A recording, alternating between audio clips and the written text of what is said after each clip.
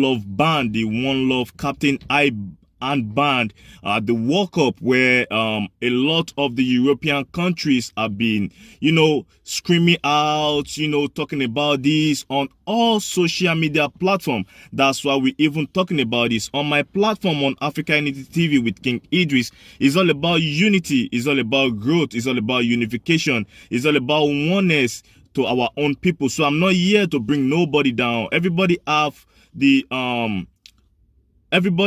authority, everybody have the openness in the world to claim whatsoever they want to be in the world. If you want to be in the LGBT community, everybody have their own choices in the world. But the One Love handband that was being popularized by Hurricane of Tottenham have caused a lot of issues in this World Cup that is going on in Qatar. A lot of European countries have been talking about this, mostly from the England fans. So what do you think about this, Mr. Stephen, about the One Love band? The One Love band, you said Hurricane of Tottenham and England has been putting forward is no surprise. No, Hurricane is an Englishman.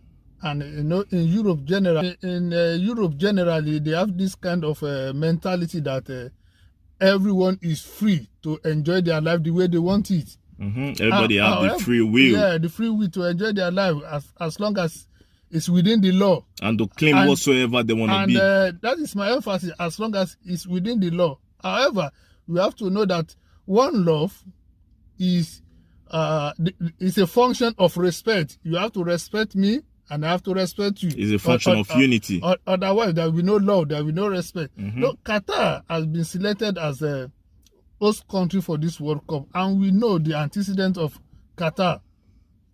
They are not in support because it's predominantly an Islamic state, and we know the tenet of Islam. Islam does not support LGBTQ. So there is no way we want to force our belief on the belief of the Qatarians. It is not going to work. They said this is our belief. You can do your LGBTQ wherever you want to do it, as long as it is not on our soil. And again, people who want to insist on using the band does not necessarily a motivation to win games. No, it's not. It's just an expression of your feeling. Yeah, indicate like support and for LGBTQ, cooperation yes, for the LGBTQ, for the community. Yeah. Yeah, but these people, the host club, this game is just for 1 month. Bear with them. They don't like it. They don't like it. Bear with them for 1 month and go back to your life forever and give your support and do whatever you want to do. I know in England and in Europe and many other countries, maybe in American countries, they don't allow polygamy in their own countries too. No, it's not part of their and this is what culture.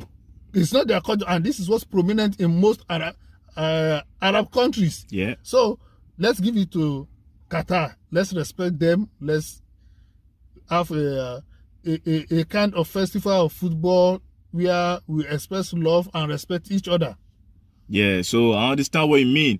You mean that you should enjoy this World Cup. It should be a kind of World Cup that bring cooperation, that bring love, that bring happiness, that bring togetherness. Not the kind of World Cup that will be in history as the World Cup that they started calling out names or, or discriminating or criminalizing a country or forcing other culture and tradition and belief on the people that they have not the same belief on this issue or the One Love handband issue. So I understand what you're saying. Well, I understand what you're talking about. This is the issue in the Western countries. Even we can see on our own ground in Africa, a lot of the journalists from the Western countries, like they really ask most of our leaders about this. Like the last one they asked is the new leader of Kenya. They asked him if he's going to accept the LGBTQ community in Kenya, and he said no. Also in Uganda, the Uganda president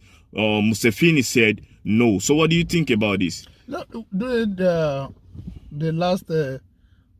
reign of our last president before the incumbent, President Jonathan. I think the Jonathan. issue was mentioned through, during the time of Barack Obama. Yeah. His